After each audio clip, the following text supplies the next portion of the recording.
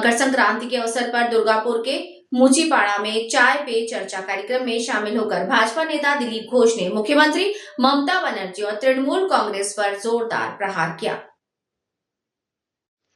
उन्होंने कहा कि ईडी, सीबीआई अगर ठीक से काम करती है तो तृणमूल का बहुत सारे नेता बच नहीं पाएंगे, यहाँ तक कि मुख्यमंत्री को भी जेल जाना पड़ेगा।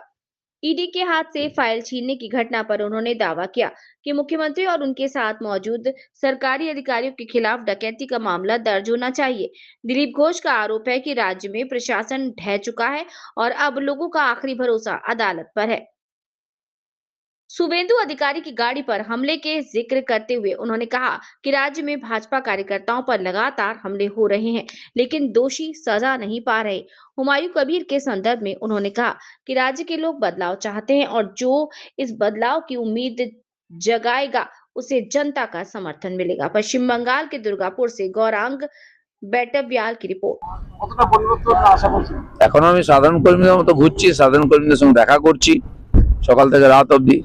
বড় নেতারা সভা করছেন, আমিও কখন সেবা করি, কিন্তু আমার যে কাজ করার স্টাইল, আমি সংগঠনের লোক, কার্যকর্তাদের কাছে যাই, পাবলিকের কাছে যাই, তাদের সঙ্গে কথা বলি, তাদের মনোভাব বোঝার চেষ্টা করি, তাদের বক্তব্য শুনি, সেটাই গ্রাউন্ড রিয়েলিটি। আর আজকে যেটা আমার মনে হচ্ছে যে পশ্চিমবাংলার মানুষ এত আর ব্যস্ত হয়ে কোনোদিন চাননি পশ্চিমবাংলায় পরিবর্তন, 26 যেটা চাইছে। মকর সংক্রান্তিতে কি বার্তা দেবেন রাজ্যের লোককে? দেখুন, বাংলার মানুষই আমাদের বার্তা দিচ্ছে যে লড়ুন, আমরা সঙ্গে আছি, পরিবর্তন হবেই। তো সেই পরিবর্তন অবশ্যম্ভাবী। 26-এর পর পাচনের দাওয়াই দিয়েছে। না, টিএমসির লোকেরা নতুন কিছু বলছেন না। যিনি পাচন দিতেন এখন পাচন খাচ্ছেন, বীরভূমের নেতা। তো এইসব আমি শুনলাম নাকি উনি মাফিয়াদের বলছেন। আজ পর্যন্ত কটা মাফিয়াকে ওনারা শাস্তি দিয়েছেন? মাফিয়াদেরকে কোলে নিয়ে রাজনীতি করেন, ওদের সঙ্গে একই বিছানায় থাকেন, ভাগ করে খান, নাহলে কেক খাওয়ান মাফিয়াদেরকে।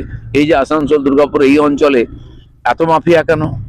বাঁকুড়া, পুরুলিয়ায়, কয়লা অঞ্চলে এত মাফিয়া গুন্ডা কেন? আইন শৃঙ্খলা বলে কিছু নেই, গরিব মানুষের জীবনে কোনো পরিবর্তনই হয় না।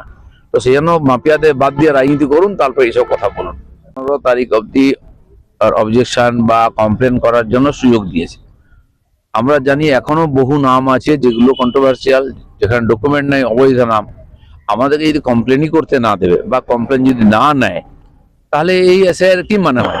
মৃত আর স্থানান্তরিত ভোটারই 58 লাখ হয়ে গেছে। আরো বিশাল সংখ্যা এরকম নাম আছে যেটাকে জোর করে ঢোকানো হয়েছে।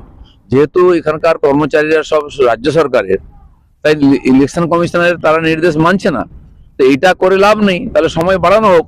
ঠিক আমাদের মনে আছে 18 সালের পঞ্চায়েত নির্বাচনে নমিনেশন করতে দেওয়া হয়নি আমাদেরকে, যেখানে করেছিলাম জিতেছিলাম।